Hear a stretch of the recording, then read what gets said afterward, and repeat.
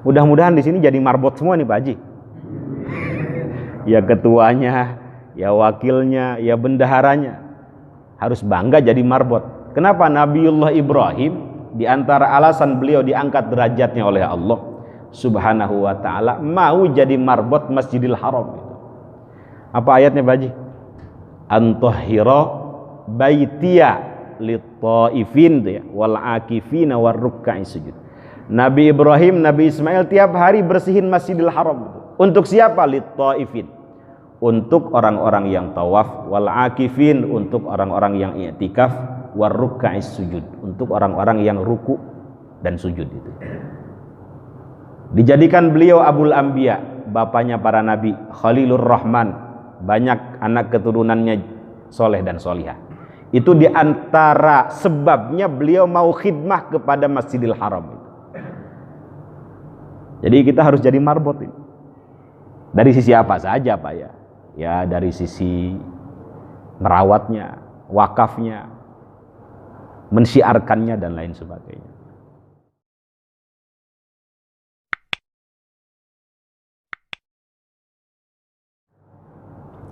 Assalamualaikum warahmatullahi wabarakatuh. Alhamdulillahi rabbil alamin wa bihi nasta'inu ala umurid dunya waddin. Wassalatu wassalamu ala asyrafil anbiya'i wal mursalin sayyidina wa maulana Muhammadin wa ala alihi wa sahbihi ajma'in. Mari sama-sama Bapak Ibu, Allahumma faqqihna fid din wa 'allimna at-ta'wil. Allahumma inna nas'aluka ilman nafi'a wa amalan salihan mutaqabbala wa rizqan wasi'an halalan tayyiban mubaraka. Allahumma ja'alna wa auladana wa dhurriyyatina min ahlil ilmi wa ahlil khair wa ahlil Qur'an wa la taj'alna wa iyyahum min ahlil jahli was-su'i wasyarri wad-dhairi wat-tughyan. Allahumma la tahrimna ajra lailatul qadr birahmatika ya arhamar rahimin walhamdulillahi rabbil alamin. Hadirin jamaah salat subuh Masjid Jami Al-Muhajirin Mampang Pancoran Mas yang dimuliakan Allah Subhanahu wa taala. Alhamdulillah, dalam kesempatan yang mulia ini kita kembali dalam kajian Ramadan kita, kuliah subuh. Mudah-mudahan hadirnya kita di sini dicatat sebagai amal soleh, amal ibadah yang dapat memperberat timbangan kebaikan kita di akhirat. Selain itu mudah-mudahan kita kecipratan berkahnya doa baginda Nabi besar Muhammad sallallahu alaihi wasallam. Beliau mengatakan, Allahumma barik li ummati fi bukuriha. Ya Allah, berkahi umatku di pagi harinya. Selain itu mudah-mudahan kita juga mendapatkan cahaya sempurna kelak pada hari kiamat, di mana beliau mengatakan basyiril masyaina fil zulami ilal masajid bin nurit tammi yaumal qiyamah. Berilah kabar gembira, kata beliau, terhadap orang yang berjalan menuju masjid untuk melaksanakan sholat fil zulam, di kegelapan malam, bin nurit tammi yaumal qiyamah, dengan cahaya sempurna pada hari kiamat. Kata ulama hadis, salah satunya Imam As-Sindi, al-zulam di sini adalah salatul isya dengan salatus subhi. Jadi yang istiqomah salat isya berjamaah dengan salat subuh berjamaah, syukur-syukur 5 waktu berjamaah, itu nanti akan datang pada hari kiamat dengan cahaya yang sempurna yang diberikan Allah Subhanahu wa taala pada dirinya. Amin amin ya rabbal alamin. Kita butuh cahaya, Pak ya. Ini pengajian kalau nggak ada cahaya, libur sudah, bubar. Motor kalau nggak ada cahaya, nggak bisa jalan, nggak ada listrik. Pesawat kalau nggak ada cahaya, nggak bisa terbang. Bahkan mohon maaf, Imam Syafi'i mensifati ilmu sebagai sebuah kebaikan dengan cahaya. Betul apa tidak, Pak? Beliau mengatakan dalam syairnya, syakautu ila waqi su'a hifdi, itu ya. Aku mengadukan kepada guruku Imam Waqi terkait buruknya hafalanku. Sekali beliau merasa hafalannya buruk gitu ya. Itu konon gara-gara beliau tidak sengaja melihat betis perempuan itu. Nggak sengaja, kalau Bapak kan sengaja. Ini beliau nggak sengaja merasa hafalannya menjadi buruk. Kemudian kelihatan dari kiceupna, lamun ceuk urang Sunda manaon kiceupna teh. Dari kedipnya. Nah, kemudian curhat kepada gurunya, kok kenapa hafalan saya ini buruk? Lalu gurunya mengatakan, fa arsyadani ila tarkil ma'asi. Agar aku, kata Imam Waqi, meninggalkan maksiat. Wa akhbarani bi annal ilma nurun. Lalu Imam Waqi memberitahu aku bahwa ilmu itu adalah cahaya. Wa nurullah la yuhda li'asi. Dan cahaya Allah tidak diberikan kepada orang yang gemar melakukan maksiat. Na'udzubillah summa na'udzubillah. Jadi Imam Syafi'i termasuk gurunya mensifati ilmu dengan cahaya. Dalam hadis yang lain misalnya, inna ummati ya'tuna yaumal qiyamati ghurran muhajjalina min atharil wudu, itu ya. Sesungguhnya umatku nanti akan datang pada hari kiamat ghurran muhajjalin, dengan cahaya yang sempurna. Wajahnya bercahaya, kakinya bercahaya, tangannya bercahaya, min atharil wudu. Sebabnya karena dulu ketika di dunia senang wudu. Ketika di dunia kalau wudu sempurna gitu. Kalau bisa batal wudu itu kalau bisa. Dulu ada guru saya pernah bilang, kalau kita pengen dihindarkan dari penyakit pikun, 3 obatnya. Pertama, kasratu tilawatil Quran, banyak-banyak baca Quran. Ini usia-usia 40 tahun ke atas ini. Nah, Nabi kan berdoa agar dihindarkan dari penyakit pikun tuh Pak ya, ardalil umur itu, penyakit yang dianggap hina oleh Nabi. Kedua, selain memperbanyak tilawah Quran, dawamul wudu, mengistiqomahkan wudu. Jadi batal wudu, mau tidur wudu. Kemudian yang ketiga, kasratu qiyamil lail, memperbanyak bangun malam itu. Ini diantara obat terhindar dari penyakit pikun itu. Jadi cahaya ini digambarkan oleh Rasulullah, oleh para ulama, sesuatu yang baik. Kita tidak mungkin jalan di dunia yang gelap ini tanpa cahaya, Pak ya. Nabi pernah dalam beberapa doa itu kalau sujud itu seringkali disisipkan cahaya di dalamnya itu. Allahumma ja'al fi sam'i nura, itu ya. Ya Allah, jadikan pendengaranku cahaya. Ya Allah, jadikan mataku cahaya. Terus. Nah, para ulama hadis menafsirkan cahaya di sini adalah al-hidayah wa taufik, petunjuk, kebaikan dan taufiknya Allah Subhanahu wa taala. Pernah suatu hari, mohon maaf, ada seorang imro'atun sauda. Ini mukadimah dulu ya, enggak apa-apa ya. Imro'atun sauda itu perempuan berkulit hitam legam, sudah tua. Hadisnya sahih, riwayat Imam Al-Bukhari dan riwayat Imam Muslim. Namanya Ummu Mihjan. Ada yang mengatakan Ummu Mahjan. Bingung mau mengabdi kepada Islam ini melalui apa? Mau khidmah kepada Islam ini melalui apa? Perang nggak bisa. Udah tua. akhirnya memutuskan untuk menjadi cleaning service, menjadi penyapu masjid Nabawi. Mudah-mudahan di sini jadi marbot semua nih Pak Haji.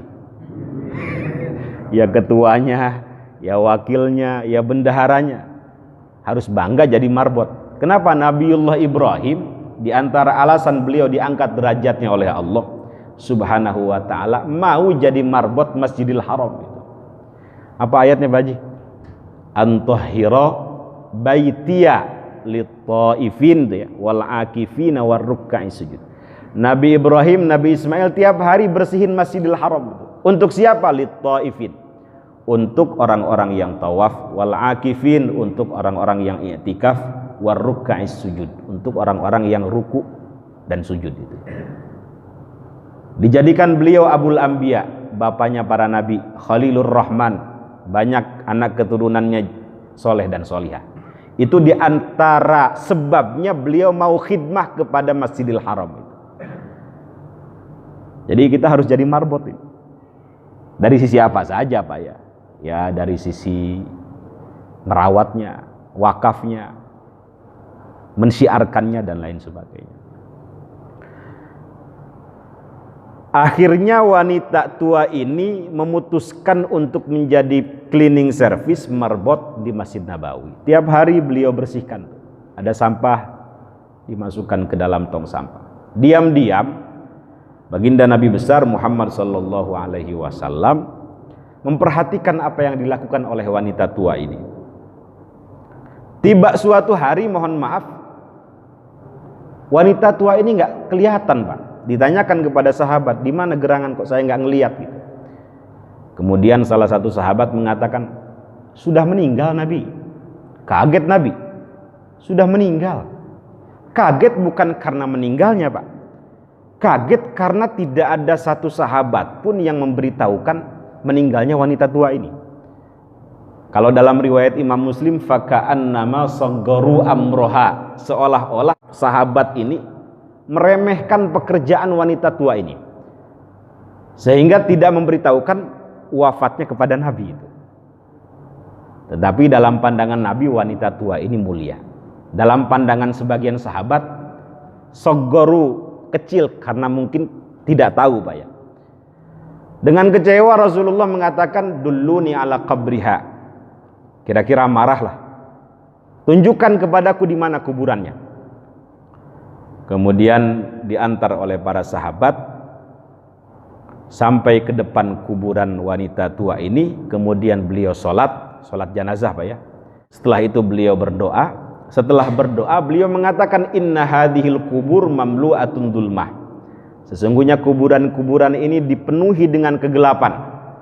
Wa innallaha yunawwiruha lahum bisolati alaihim, dan sekarang setelah aku solatkan, setelah aku doakan, Allah subhanahu wa ta'ala memberikan cahaya itu kepada mereka. Jadi cahaya ini penting. Siapa yang tidak ingin disolatkan oleh Rasulullah Pak ya? Siapa yang tidak ingin didoakan oleh Rasulullah Sallallahu Alaihi Wasallam? Semua berbondong-bondong. Semua yang berasal dari Nabi itu istimewa. Maka siapapun yang didoakan, didekati oleh Nabi, dia istimewa.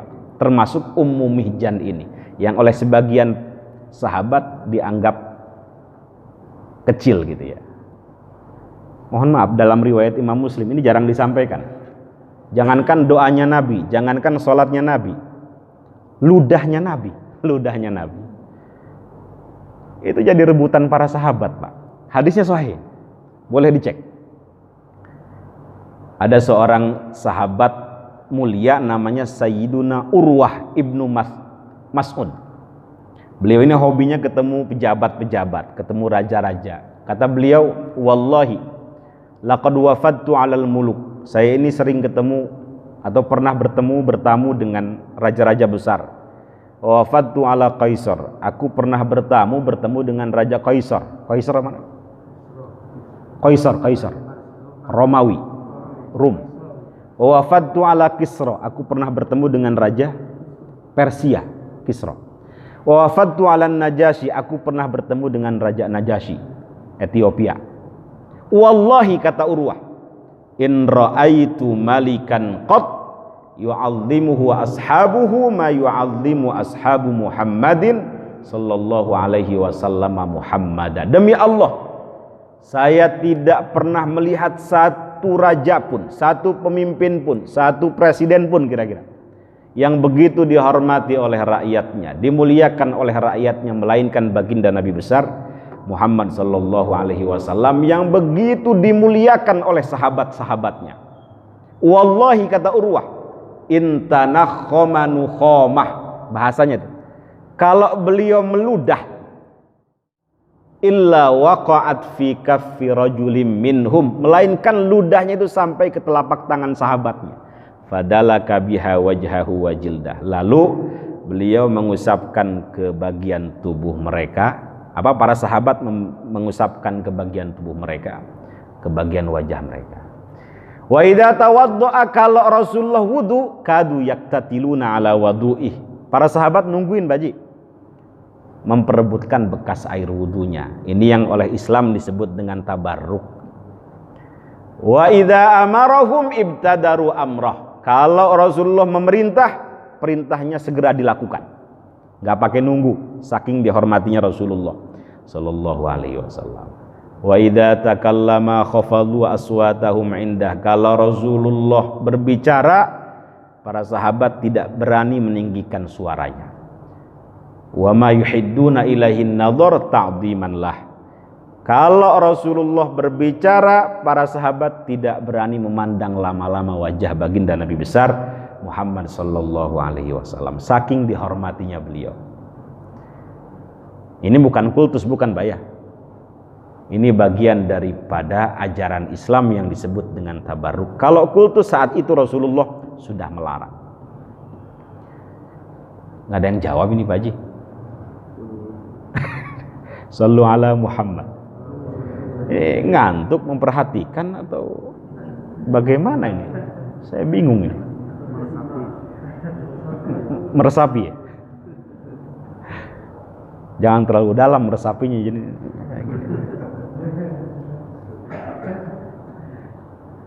Sallu ala Nabi Muhammad. Saya mau kasih ijazah Pak ya. Ya mudah-mudahan bisa diamalkan. Nabi itu pernah mengatakan, inna aulan nasi bi yaumal qiyamah aktsaruhum alayya salatan. Orang yang paling mulia, orang yang paling istimewa, paling dekat kelak pada hari kiamat dengan Nabi adalah orang yang paling banyak bersolawat kepada beliau. Saya pernah nanya sama guru saya, Kiai, dianggap banyak bersolawat kepada Nabi itu berapa kali setiap hari, biar kita tidak dianggap pelit gitu. Kata beliau minimal 300 kali. Pak Haji berapa kali sehari solawatnya? Lebih dari 1000 ya, alhamdulillah. Kalau sekedar dalam sholat ya pelit banget begitu. Ini Nabi mengatakan orang paling mulia, paling istimewa pada hari kiamat adalah orang yang paling banyak bersolawat kepadaku. Minimal 300 kali kata Kiai. Nah saya mau kasih ijazah ini 400 kali Pak Haji. Ini saya ijazah dapat dari Habib Sagap pesantren Nurul Iman Parung Bogor itu. Beliau dapat ijazah ini dari guru beliau, seorang mursyid namanya Syekh Balqaid.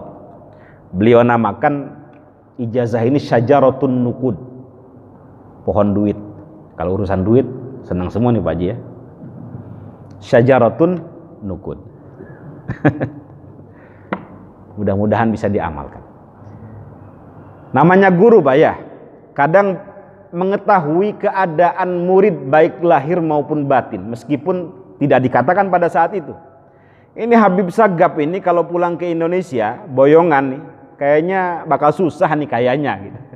Dilihat sama gurunya dengan pandangan mata batinnya tentunya. Sagap sini, ini kamu amalkan ya. Ini saya punya amalan yang rutin saya amalkan dan saya rasakan manfaatnya. Biar kamu gak susah ketika pulang ke Indonesia. Meskipun kamu dalam keadaan terbatas, kamu qanaah, kira-kira begitu, merasa cukup. Biar di depan rumahmu ini ada pohon uang. Ntar dulu Kiai, ntar dulu nih. Saya belajar ke sini itu mau belajar membersihkan diri, tazkiyatun nafsi. Mau jadi sufi kira-kira begitu. Bukan nyari dunia, bukan. Udah amalin aja kata kiainya. Amalin aja. Memang gimana redaksinya? Redaksinya Allahumma sholli ala sayyidina Muhammadin wa ala ali sayyidina Muhammadin. Hafal semua Pak ya? Mari sama-sama. Allahumma sholli ala sayyidina Muhammadin wa ala ali sayyidina Muhammadin. Kata beliau dibaca 400 kali setelah sholat isya, tidak keluar subuh. Wallahi kata Habib Sagaf, saya mengamalkan itu 7 tahun. Saya pulang ke Indonesia itu punya baju hanya satu. Istri saya sakit sampai ngutang kemana-mana. Tetapi saya istiqomah ngamalin sholawat syajaratun nukud ini 7 tahun. Sampai orang pelit sekalipun bolong katanya sakunya. Saya punya pesantren 3. Yang paling besar di Parung, 27.000 santri gratis Pak Haji. Dari mana? Nggak tahu, datang sendiri kata beliau. Bi barakatis sholawat ala nabi, berkat sholawat yang beliau istiqomahkan. Memang dalam hadis begitu Pak ya. Ubay bin Ka'ab pernah bertanya, wahai Rasulullah, saya ini ingin banyak bersolawat kepada engkau, harus berapa kali? Masyita kata Nabi, terserah engkau. Bagaimana kalau dalam satu hari ini 1/4 harinya saya gunakan untuk solawat? Masyita, terserah engkau. Wa in zidda fahuwa khairul lak, kalau engkau tambah itu lebih baik bagimu. Bagaimana kalau setengah hari ini aku gunakan untuk solawat? Jadi satu hari setengah harinya untuk solawat. Masyita kata Nabi, terserah engkau. Wa in zidda fahuwa khairul lak, kalau engkau tambah itu lebih baik bagimu. Kalau begitu aku gunakan seluruh hariku untuk bersolawat kepadamu. Apa jawaban Nabi Pak? Idzan tukfa hammaka wa yughfaru laka dzanbuk.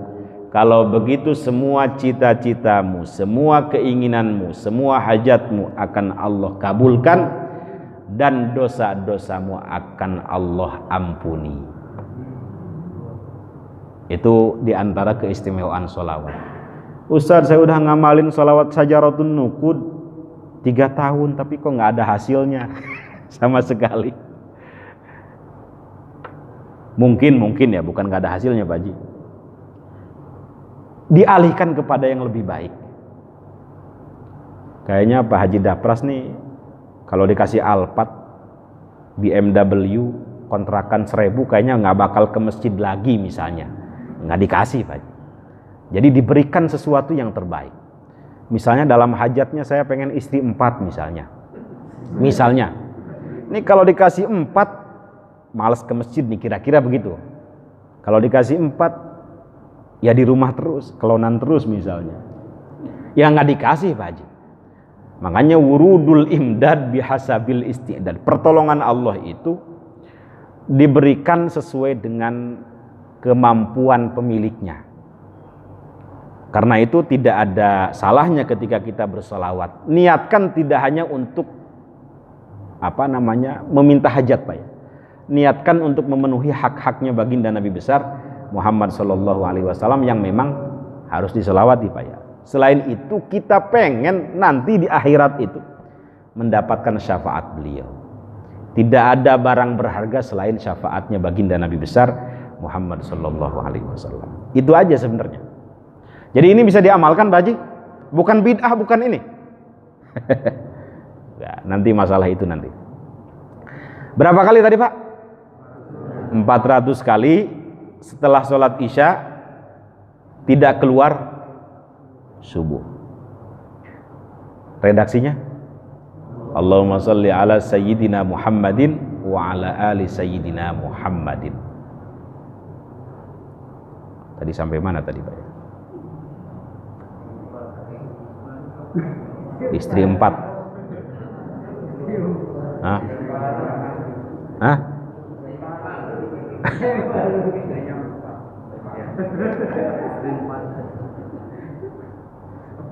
Kalau Pak Haji kan mending istri 4, mobil Alphard, kontrakan bertingkat di mana-mana. Masuk neraka misalnya masih mending. Udah dapat semua dunia, ini udah susah. Sholat jamaah nggak mau, susah hidup, hutang di mana-mana, di akhirat digebuk malaikat. Naudzubillah. Kita mah pengennya walaupun susah payah di dunia, di akhirat jangan susah lah, kira-kira begitu.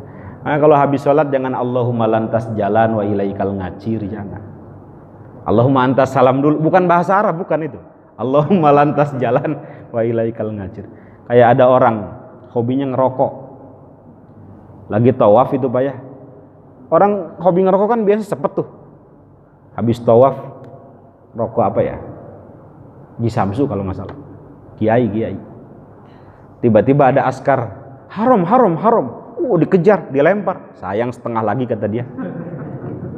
Ternyata dikejar sama askar itu, askarnya pengen rokok juga Pak Haji, dikeluarin Jisamsu. Wa ni'matun ududuhu ba'danya tu garam filter komodei ku Jisamsu. Bukan bahasa Arab itu, bukan bahasa Sunda. Sama kayak tadi, Allahumma lantas jalan wa ilaikal ngacir. Masya Allah, mudah-mudahan Bapak mengawali hari ini mendapatkan sesuatu yang baik di kemudian hari. Saya ingin menyampaikan satu kalam hikmah sebelum nanti bahas sedikit masalah Asmaul Husna. Imam Ibnu Athaillah Sakandari, ulama besar kelahiran Mesir, pernah mengatakan begini Pak. Min alamatin najahi fin nihayat ar-ruju ilallahi fil bidayat. Di antara tanda suksesnya seseorang di akhir, berhasilnya seseorang di akhir perjalanan, dia kembali kepada Allah Subhanahu wa ta'ala di awal perjalanan.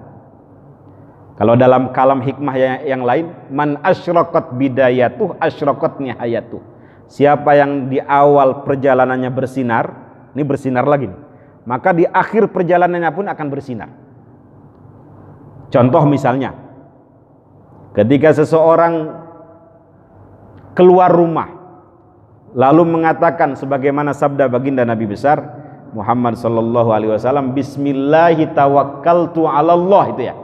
La haula wala quwata illa billah. Keluar rumah baca itu, apa kata beliau? Yuqalu hina idzin hudita, itu ya. Dikatakan pada saat itu dia akan diberikan petunjuk dalam perjalanannya. Wa kufita, akan dicukupkan rezekinya. Wa wuqita, akan dijaga, dihindarkan dari segala sesuatu yang tidak dia inginkan. Bahkan setan enggan mendekatinya. Kenapa kira-kira Pak?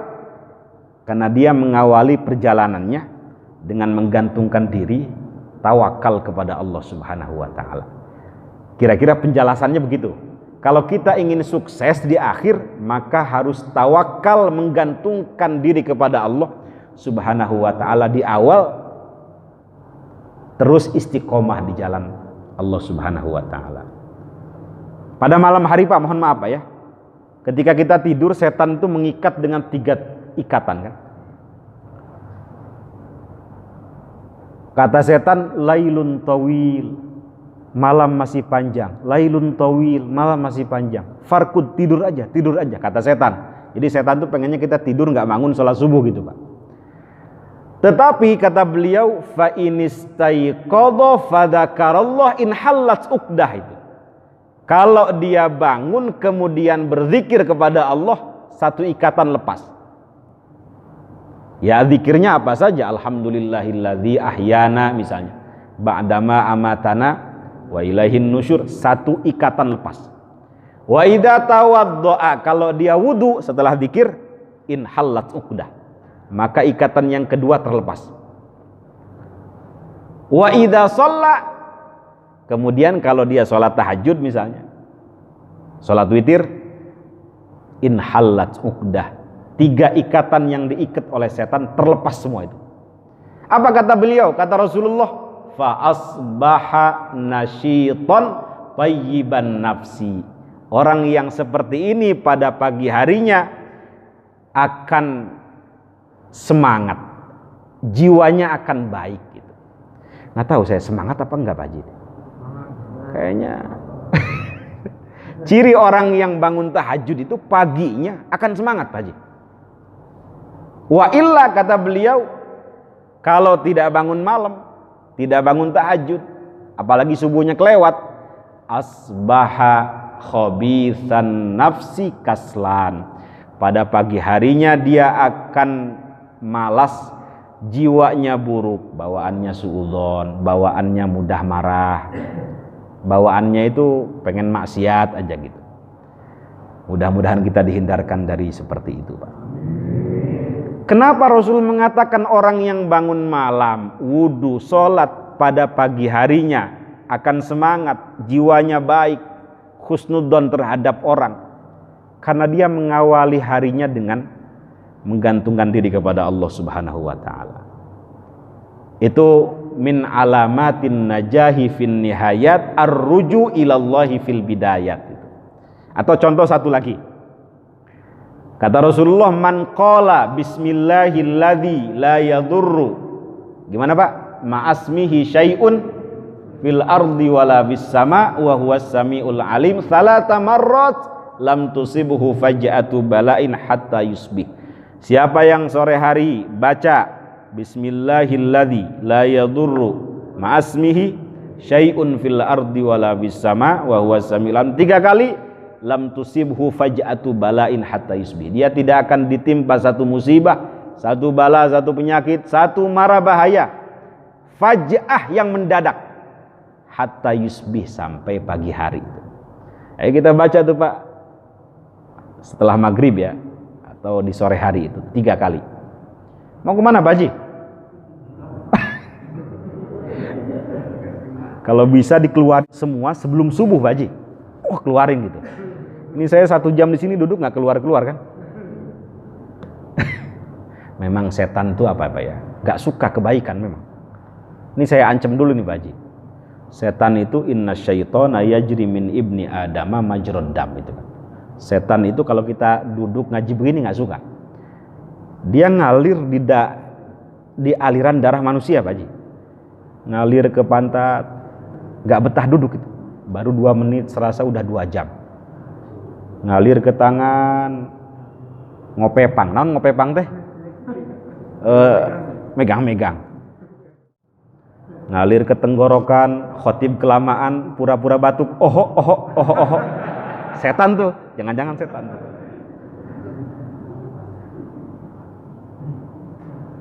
Masya Allah. Kenapa Pak Haji? Mudah-mudahan sabirillah semua nih Pak ya. Apa dalam hadis, man kharaja min baitihi li talabil ilm fahuwa fi sabilillah hatta yarji. Siapa yang keluar rumahnya untuk mencari ilmu, maka dia berada di jalan Allah sampai pulang. Sampai pulang Pak ya. Hatta di sini ghoyah, sampai mughoyah, harus sampai mughoyah, harus sampai selesai. Kalau Bapak pulang di tengah jalan nih, ngaji masih berlangsung, ketabrak motor, matinya nggak syahid itu. Matinya sangit itu. Karena belum selesai ngajinya. Jadi hatta di sini ghoyah harus sampai mughoyah, harus sampai selesai. Kecuali darurat. Ini saya ancam dulu ini.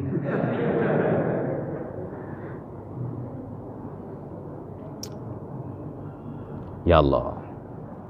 Di Garut itu kalau musim Ramadan Pak Haji, itu sampai ngaji begini gitu ya, baca Quran. Tapi kalau ngelihat yang agak bohai itu, agak baheno, nggak pakai kacamata 100 meter kelihatan Pak Haji. Pada pras gimana pada? Oh Ramadan ya. Ramadan imsak semuanya ya. Udah kita fokus saja, fokus.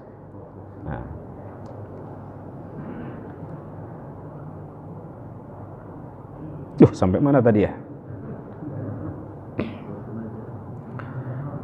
Bahenon. Astagfirullahaladzim.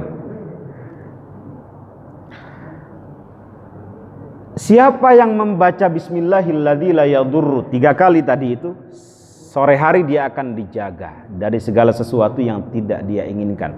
Begitupun ketika dia mengawali paginya, ini pagi hari mudah-mudahan tadi baca semua Pak ya. lam tusibuhu faja'atu bala'in hatta yumsi. Dia tidak akan ditimpa satu musibah, satu bala, satu penyakit yang mendadak sampai sore hari itu. Pak Haji hafal Pak Haji? Mari sama-sama. Bismillahilladzi la yadurru ma'asmihi syai'un fil ardi wala fis sama'i wa huwas samiul alim. Bismillah, dengan nama Allah alladzi la yadurru, yang tidak ada madarat, tidak akan terjadi bahaya, ma'asmihi bersama namanya, fil ardi wala fis sama, baik di bumi maupun di langit, wa huwas samiul alim. 3 kali itu dibaca. Jadi kalau kita ingin sukses di akhir, maka kita harus mengawali perjalanan kita di awal dengan menggantungkan diri kepada Allah. Kalau ingin sukses perdagangan kita, bisnis kita, jangan curang, jangan mengurangi timbangan. Semuanya harus berdasarkan pola-pola yang diajarkan oleh baginda Nabi besar Muhammad sallallahu alaihi wasallam. Kalau jabatan kita ingin berkah, maka harus diawali dengan sesuatu yang baik. Kalau ilmu kita pengen berkah, amalkan, sampaikan, tunjukkan orang kepada jalan yang benar. Kira-kira begitu. Mudah-mudahan akhir hayat kita, akhir hayat baik semua Pak ya. Ada salah satu sahabat nanya, Rasul, bukankah akhir hayat kita ini sudah ditentukan? Surga neraka? Ya memang sudah. Terus buat apa beramal begitu? Percuma. Nabi mengatakan i'malu. Udah diem aja, i'malu, beramal saja, beramal saja. Perbanyak amal soleh, jauhi amal salah. Fakullun muyassarun lima khuliqalah. Karena segala sesuatu itu dimudahkan terhadap apa yang diciptakan baginya. Kalau di akhir hayatnya dia su'ul khotimah, buruk, celaka, maka dia akan senang melakukan keburukan, Pak. Dimudahkan oleh Allah Subhanahu wa taala melakukan hal-hal yang dimurkai Allah. Senang melakukan kebatilan, kemungkaran. Jadi diajak melakukan keburukan tuh senang gitu. Ini ciri orang akhir hayatnya nggak baik. Tapi kalau dia senang dengan kebaikan, diajak sedekah itu senang gitu. Diajak pesantren itu senang, diajak ngaji itu senang. Dia melakukan amalan-amalan orang yang akhir hayatnya husnul khotimah itu dimudahkan oleh Allah Subhanahu wa taala. Jadi kita nggak perlu pusing apakah akhir hayat kita baik atau buruk, beramal saja sudah. Melakukan amalan-amalan soleh. Untungnya Pak ya, kalau amal soleh kita lebih banyak daripada amal salah kita, fahuwa fi 'isyatir radiyah itu. Untungnya begitu ayatnya. Jadi kita agak sedikit punya harapan gitu. Apa ayatnya? Fa amman thaqulat mawazinuhu fahuwa fi 'isyatir radiyah. Siapa yang amal solehnya lebih banyak daripada amal salahnya, dia berada dalam kehidupan yang diridhai Allah, artinya di surga. Tapi sebaliknya, wa amman khaffat mawazinuhu fa ummuhu hawiyah. Siapa yang amal buruknya, amal salahnya lebih banyak daripada amal solehnya, amal baiknya, maka dia tempatnya di neraka hawiyah. Naudzubillah tsumma naudzubillah itu.